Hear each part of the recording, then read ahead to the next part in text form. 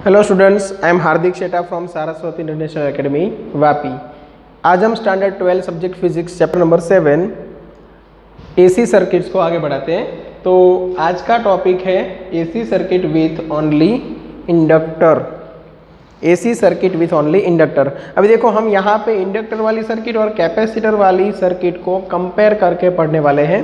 तो पहले मैं सिर्फ जाऊँगा डेरिवेशन पे, ठीक है, और उसके बाद जो रिमेनिंग एक्सप्लेनेशन वाला पार्ट है जो आपकी टेक्स्ट बुक में दिया हुआ है वो हम डिस्कस करेंगे नेक्स्ट वीडियो में, ठीक है। तो स्टार्ट करते हैं AC circuit with only inductor. यहाँ पे मैं बोर्ड पे जो लिखूंगा वो बोर्ड एग्जाम में अगर ये क्वेश्चन आता है तो आपको कंपलसरी लिखना है, ठीक है। तो अभी से जैसे ये वीडियो आगे चलता जाए आप अपनी नोट्स बनाते जाओ, ओके। सबसे पहले क्या करोगे, आप एक सर्किट डायग्राम ड्रॉ करोगे। यहाँ पे ये सपोज इंडक्टर है और ये एसी सोर्स है, ओके। और सोर्स का जो सप्लाई वोल्टेज है वो V = Vm sin omega t और ये इंडक्टर L और यहाँ से सपोज करंट पास हो रहा है I, ठीक है। अब इंडक्टर के अंदर जो ईएमएफ प्रोड्यूस होगा उसकी डायरेक्शन, मतलब ये वाला टर्मिनल पॉजिटिव बनेगा या ये वाला टर्मिनल पॉजिटिव बनेगा, वो डिपेंड करेगा कि करंट है वो इंक्रीजिंग है या डिक्रीजिंग। तो अभी से हम यहाँ पे प्लस माइनस लिख के रिप्रेजेंट नहीं करते कि ईएमएफ है उसकी डायरेक्शन क्या है, वो हम समझ सकते हैं कि वो करंट इंक्रीज हो रहा है या डिक्रीज हो रहा है उसके ऊपर डिपेंड करेगा। सपोज ये करंट इंक्रीजिंग है तो ईएमएफ है उसको डिक्रीज कराने की ट्राई करेगा, तो यहाँ पे पॉजिटिव साइन आएगी, और ये करंट अगर डिक्रीजिंग है तो यहाँ पे पॉजिटिव, यहाँ पे नेगेटिव बनेगा, ठीक है। करंट अगर डिक्रीज हो रहा है तो जो इंड्यूस्ड ईएमएफ है उसको इंक्रीज कराने की ट्राई करेगा, ओके। ये सब हमने चैप्टर नंबर 6 में डिस्कस किया हुआ है, ठीक है। अब यहाँ पे आपके टारगेट्स क्या क्या रहेंगे। सबसे पहले इंस्टेंटेनियस वोल्टेज दिखाओगे। इंस्टेंटेनियस वोल्टेज के बाद आपको लेनी है उसकी, मतलब उसकी कंपैरिजन आपको करानी है इलेक्ट्रिक करंट के साथ। इलेक्ट्रिक करंट और इंस्टेंटेनियस वोल्टेज दो फॉर्मूला में आपको एंगल कंपेयर करना है। एंगल कंपेयर करोगे तो आपको पता चलेगा कि कौन सा आगे है कौन सा पीछे है, ठीक है, टाइम की फ्रेम में। और उसके बाद आप ग्राफ बनाओगे, फेजर बनाओगे और पावर के लिए आप डिस्कशन करोगे, ठीक है। यहाँ पे आपकी थियरी फिनिश होगी। तो स्टार्ट करते हैं। First step,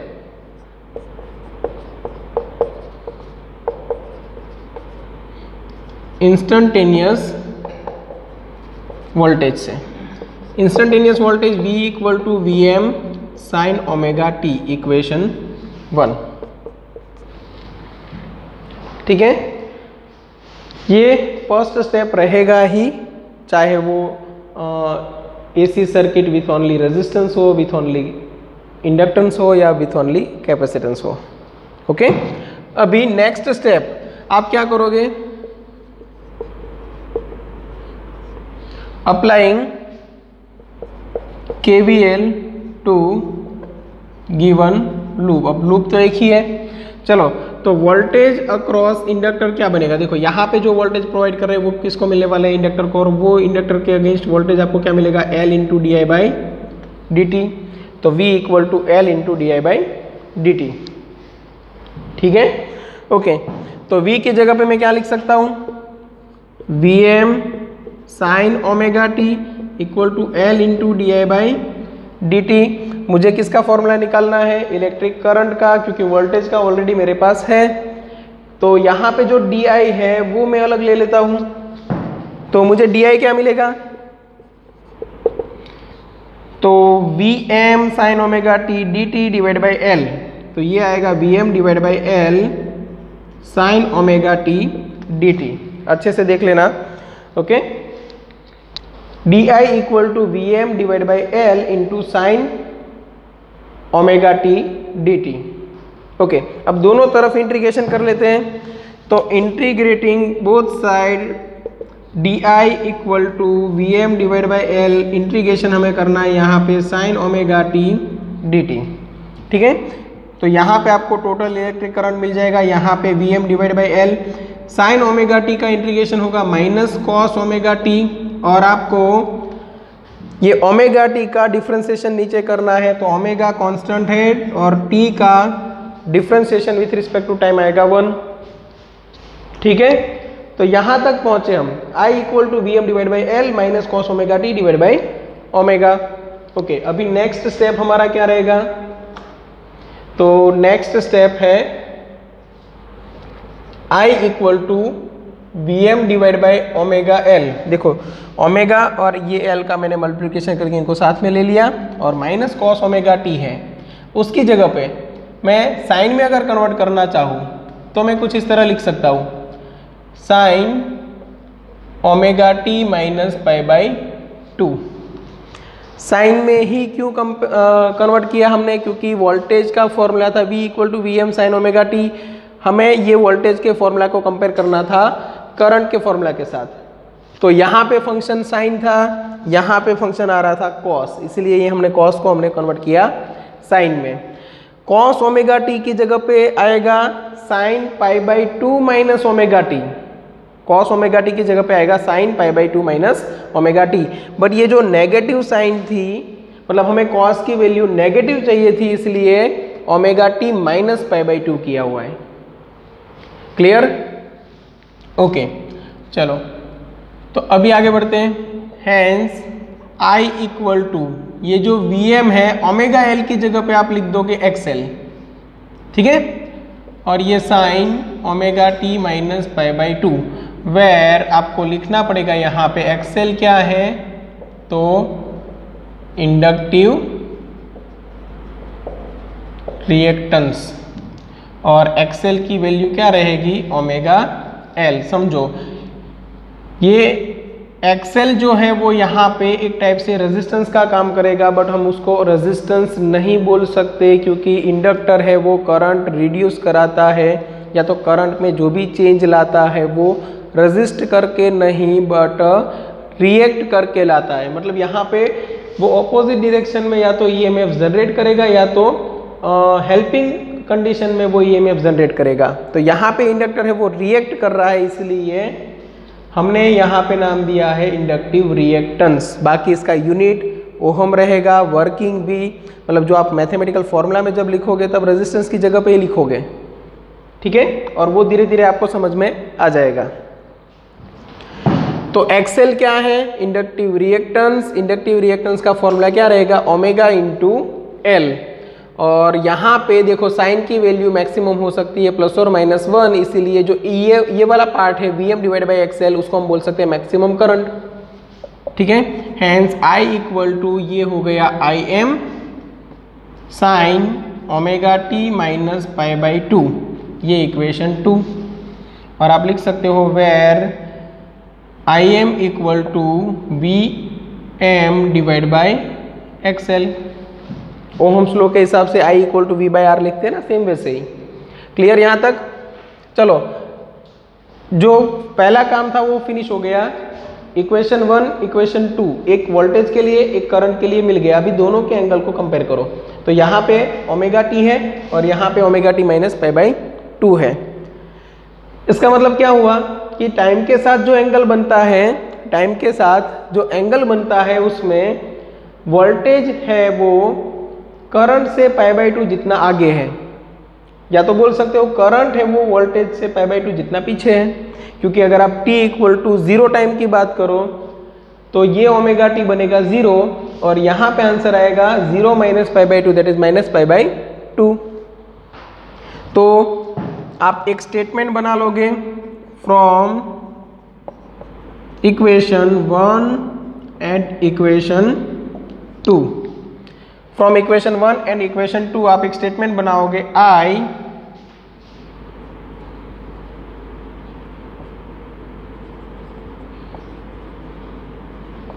legs behind V by pi by 2। I legs behind V by pi by 2। legs behind मतलब वोल्टेज से पाई बाई 2 जितना पीछे है। क्लियर? क्यों? क्योंकि यहाँ पे एंगल में आ रहा है omega T minus pi by 2। चलो, तो अभी आपको क्या करना है, वोल्टेज टू करंट का ग्राफ बनाना है और साथ में फेजर डायग्राम। तो हम यहाँ पे लेते हैं वोल्टेज और इलेक्ट्रिक करंट दोनों का ग्राफ बनाना है, और किसके साथ बनाना है, ओमेगा टी के साथ। तो ये वाला जो है वोल्टेज एंड करंट आएगा वाई एक्सिस पे और ये एक्स एक्सिस पे। चलो तो ग्राफ बनाते हैं। ये वोल्टेज है या तो करंट दोनों, तो हम यहाँ पे लिखेंगे वोल्टेज एंड करंट, और ये जो आपको दिख रहा है वो ओमेगा टी। सबसे पहले बना लो वोल्टेज का ग्राफ। 2-3 साइकिल आप दिखा सकते हो अपने हिसाब से। ये वोल्टेज का ग्राफ है, करंट का ग्राफ वोल्टेज के ग्राफ के साथ कंपेयर करके बनाना है। तो समझो यहाँ पे हमने क्या लिखा है, I lags behind V by pi by 2। Current है वो वोल्टेज से पाई बाई 2 जितना पीछे है। अब पीछे है उसका मतलब क्या, कि ये जो है ओमेगा टी एंगल वो टाइम पे डिपेंडेड है, और जो पीछे रहेगा वो ज़्यादा टाइम लेगा। ठीक है, तो एक शेप आप फिक्स करो। सपोज मैं ये अपर शेप फिक्स कर रहा हूँ यहाँ पे, ठीक है, ये वाला अपर शेप। तो यही शेप बनने के लिए करंट वोल्टेज से पाई बाई 2 जितना एंगल ज़्यादा लेगा, ज़्यादा टाइम लेगा। तो यहाँ पे 0 एंगल होता है, यहाँ पे 2 पाई और यहाँ पे पाई। तो ये रहेगा पाई बाई 2। तो पाई बाई 2 से आपको करंट स्टार्ट कराना है, मतलब करंट का ग्राफ ऐसे आएगा। देखो, जब वोल्टेज मैक्सिमम बनेगा तब करंट 0 बनेगा, और जब करंट 0 बनेगा तब वोल्टेज मैक्सिमम होगा इन आइदर डायरेक्शन। ठीक है, तो इसको हम इस तरफ एक्सटेंड कर देते हैं। अब यहाँ पे क्यों आया, क्योंकि देखो करंट का जो एक्चुअल फॉर्मूला है उसमें माइनस कॉस ओमेगा टी है। कॉस का ग्राफ मैक्सिमम से स्टार्ट होता है, बट माइनस आगे मल्टीप्लाइड है, इसलिए पॉजिटिव मैक्सिमम से स्टार्ट नहीं होगा, नेगेटिव मैक्सिमम से स्टार्ट होगा। क्लियर? तो ये बन गया करंट के लिए ग्राफ।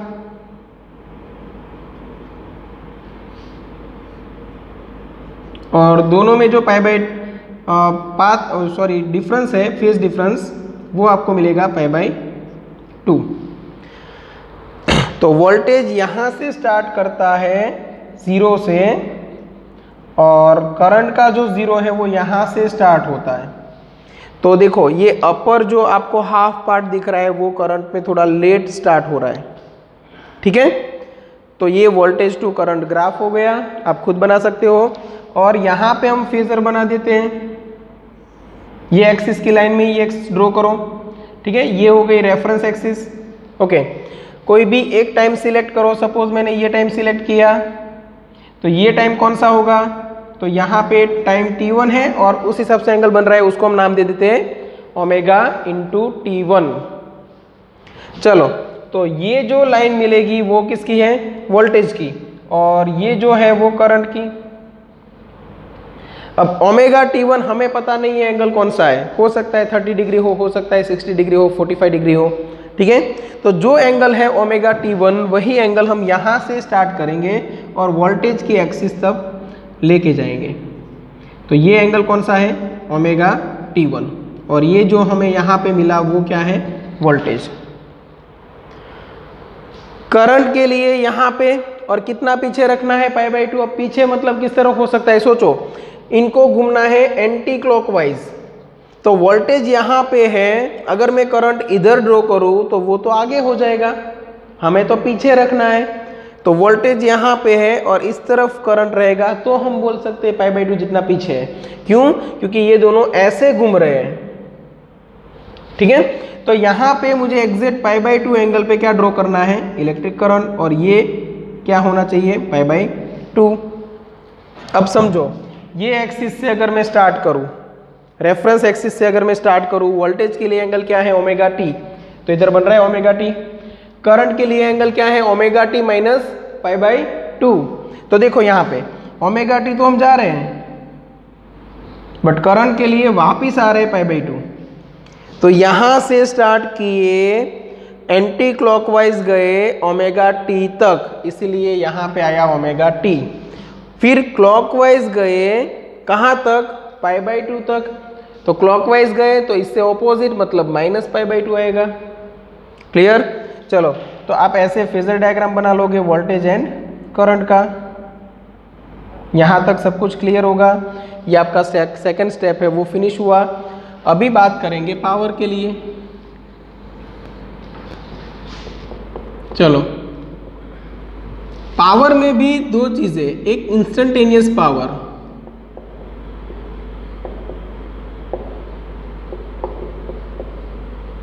इंस्टेंटेनियस पावर मतलब एट टाइम t, जो टाइम दिया है उसी वक्त कितना पावर यहाँ पे यूज हो रहा है।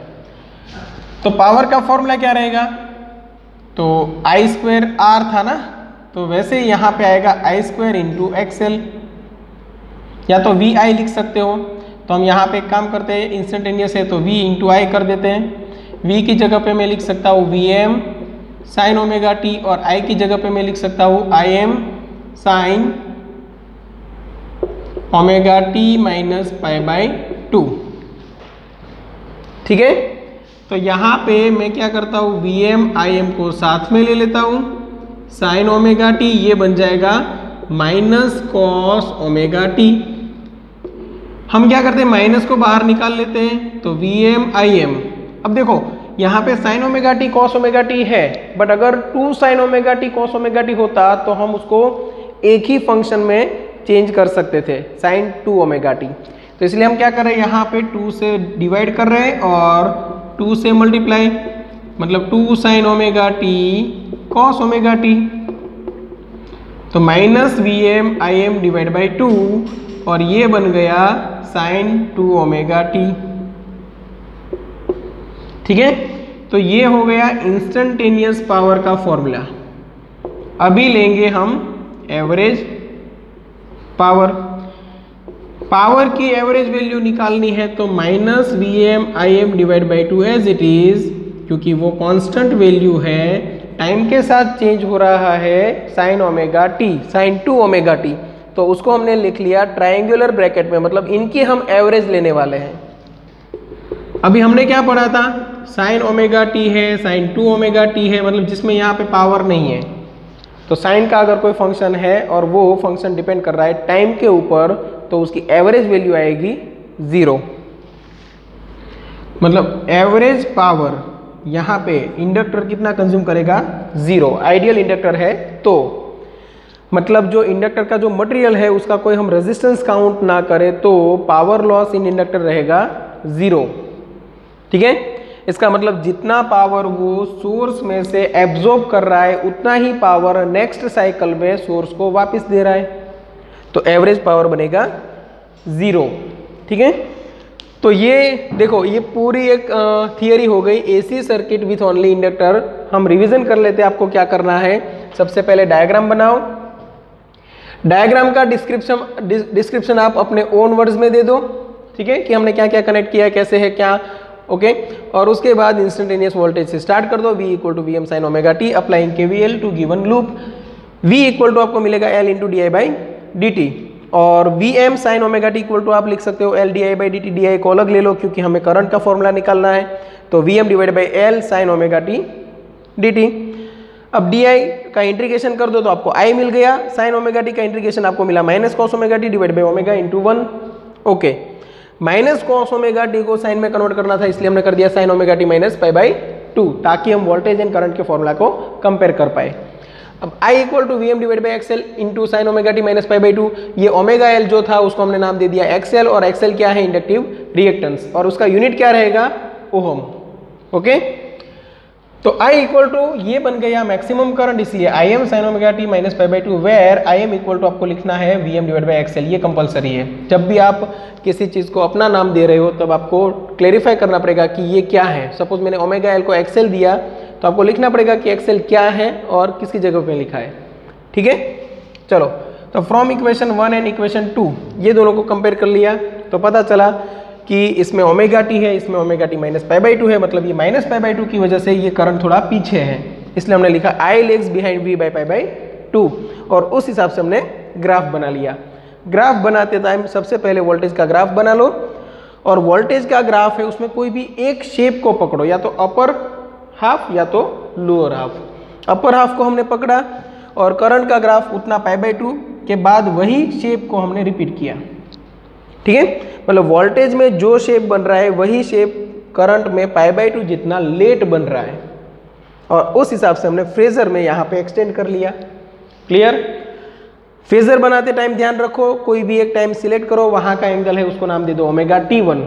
ठीक है, फिर जो एक वोल्टेज की लाइन खींच लो, वहाँ पे वोल्टेज की वैल्यू के साथ ये इंटरसेक्ट करेगा, और यहाँ पे करंट की वैल्यू के साथ इंटरसेक्ट कर रहा है, वहाँ से करंट की लाइन खींच ली।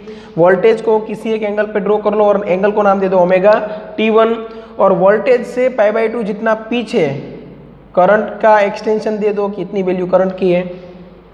क्लियर?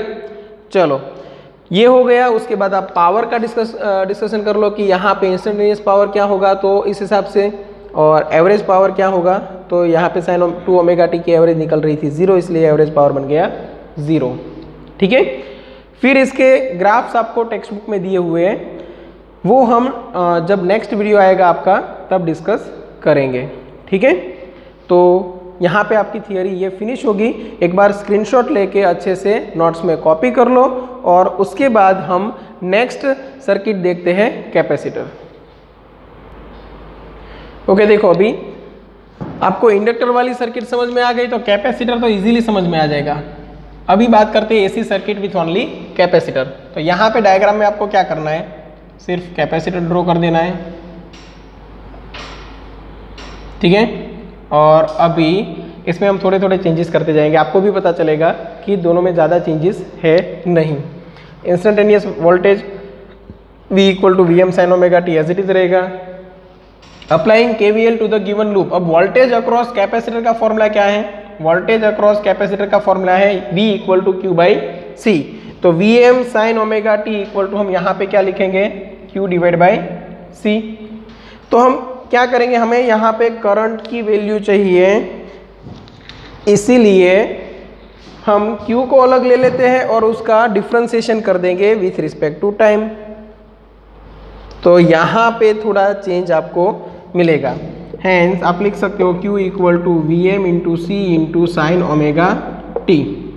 ठीक है, अब दोनों तरफ हम डिफरेंशिएशन कर दें तो ये dQ/dt बनेगा, यहाँ पे VmC एज इट इज, और ये जो sin ωt है उसका डिफरेंशिएशन आएगा cos ωt, और यहाँ पे ωt का डिफरेंशिएशन आपको मल्टीप्लाई करना है क्योंकि ये डिफरेंशिएशन है, इंटीग्रेशन पहले था।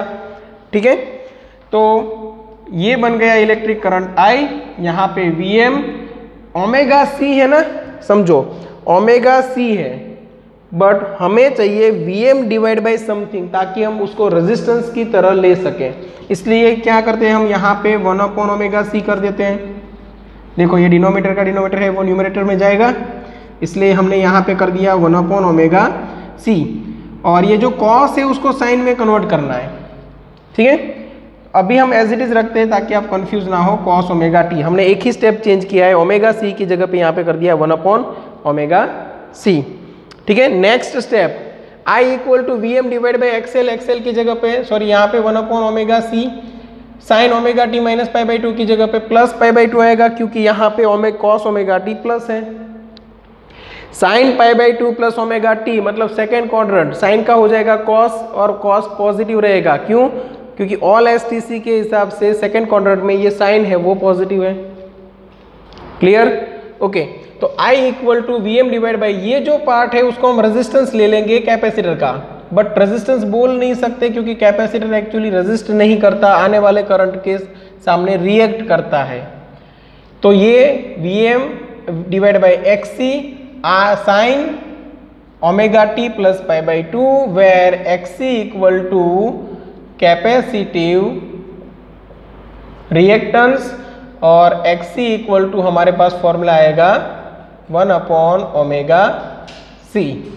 मतलब यहाँ पे देखो इंडक्टर एंड कैपेसिटेंस के जो रिएक्टेंस है वो ओमेगा के ऊपर डिपेंडेड है, ओमेगा की वैल्यू के ऊपर। ठीक है, चलो अभी इलेक्ट्रिक करंट का फॉर्मूला क्या बना, तो ये Vm/xc है वो क्या बन गया, मैक्सिमम करंट, और यहाँ पे आएगा sin ωt + π/2 where Im = Vm/xc।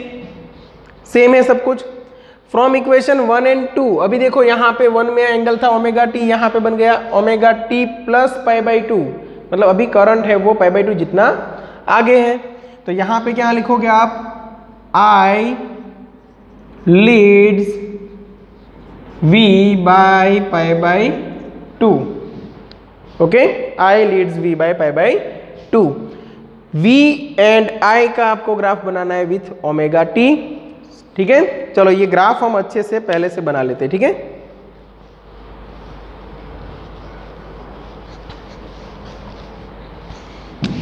तो एक एक्सिस आप रखोगे वोल्टेज एंड करंट के लिए और एक एक्सिस आप रखोगे ओमेगा टी के लिए। एज इट इज जो हमने सबसे पहले किया था, सबसे पहले आपको क्या करना है, वोल्टेज का ग्राफ बना लेना है और वोल्टेज के ग्राफ के साथ आपको कंपैरिजन कराना है किसका, करंट के ग्राफ को। तो यहाँ पे देखो ओमेगा टी एंगल था, यहाँ पे है ओमेगा टी प्लस π/2, मतलब करंट π/2 जितना आगे है। ये शेप को कंपेयर कराना थोड़ा मुश्किल है क्योंकि करंट को आगे लेना है, मतलब इस तरफ यहाँ पे शेप बनेगा। ठीक है, तो ये जो लोअर हाफ है उसको हम कंपेयर कराते हैं, ये जो लोअर हाफ है उसको हम यहाँ पे कंपेयर कराते हैं। तो सेम यहाँ से स्टार्ट करेंगे। देखो वोल्टेज का ग्राफ यहाँ पे जा रहा है तो करंट का ग्राफ थोड़ा आगे रहेगा। क्यों, I leads V by π/2। I है वो V से π/2 जितना आगे है। ठीक है, तो ग्राफ हम यहां से स्टार्ट करेंगे। ये देखो इतना upper half, sorry lower half बनाना ना, क्योंकि हमें लोअर हाफ के साथ कंपेयर करना है। तो यहाँ पे ये लोअर हाफ बन गया, ये करंट का। समझ में आया, जो वोल्टेज का ये लोअर हाफ है वो करंट में पहले बन रहा है, इसलिए तो हम लिखते हैं I लीड्स V by π/2। ठीक है, अब यही शेप को हम रिपीट कर देते हैं। जब करंट जीरो बनेगा तब वोल्टेज मैक्सिमम, जब करंट वोल्टेज जीरो होगा तब करंट मैक्सिमम। ठीक है, तो ये बन गया। अभी उसी हिसाब से हम यहाँ पे बनाने वाले हैं फेजर। चलो कोई एक टाइम सिलेक्ट कर लेते हैं और यहाँ पे थोड़ी करंट की वैल्यू ज़्यादा रखते हैं ताकि हम फेजर में अच्छे से कंपेयर कर पाए। तो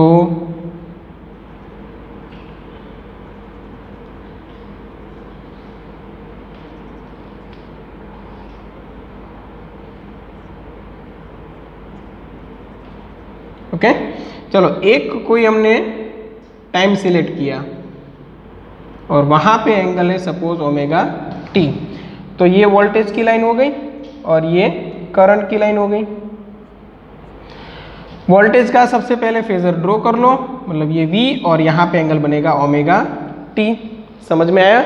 अब करंट को हमें रखना है π/2 जितना आगे, एंटी क्लॉकवाइज घूम रहे, वोल्टेज यहाँ पे है तो करंट आगे निकल गया इतना, तो ये डायरेक्शन में आएगा।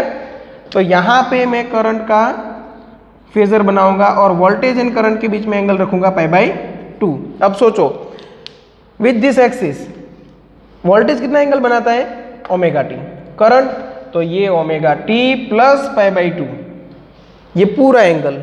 इसीलिए करंट का जो इक्वेशन है उसमें आता है I M sine omega t plus π/2। समझ में आया। तो ये हमने ग्राफ बना लिया, ये हमने फेजर बना लिया। क्लियर यहाँ तक। चलो इसमें कोई चेंजेस नहीं है। अभी पावर इंस्टेंटेनियस पावर के लिए आप क्या करोगे, वोल्टेज इनटू करंट। यहाँ पे इंस्टेंटेनियस वोल्टेज है, यहाँ पे इंस्टेंटेनियस करंट है, इसलिए यहाँ पे आएगा V M sine omega t, current में आएगा I M sine omega t plus π/2। तो यहाँ पे आएगा प्लस कॉस ओमेगा टी। तो ये माइनस निकल गया, ये माइनस निकल गया, बाकी सब as it is. Average power के लिए भी ये माइनस निकल गया, ये माइनस निकल गया, एवरेज पावर बन गया 0, क्योंकि यहाँ पे भी साइन 2 ओमेगा टी आ रहा है, उसकी एवरेज वैल्यू मिलेगी आपको 0। मतलब क्या हुआ कि करंट कैपेसिटर B जितना पावर एक साइकिल में कंज्यूम करता है उतना ही नेक्स्ट साइकिल में वो वापस दे देता है, तो एवरेज पावर रहेगा 0। क्लियर। चलो तो ये इंडक्टर एंड कैपेसिटर के लिए हमने यहाँ पे थियोरी फिनिश कर ली। जो बाकी का जो नॉर्मल एक्सप्लेनेशन है वो हम नेक्स्ट वीडियो में देख लेंगे और साथ में कुछ न्यूमेरिकल्स के सॉल्यूशन से हम सिलेबस को आगे बढ़ाएंगे। ठीक है। अब यहाँ तक अगर किसी को डाउट है तो कांटेक्ट कर सकते हो और एक स्क्रीनशॉट लेके ये नोट्स में कॉपी कर लो। ठीक है। चलो यहाँ तक रखते हैं। Thank you.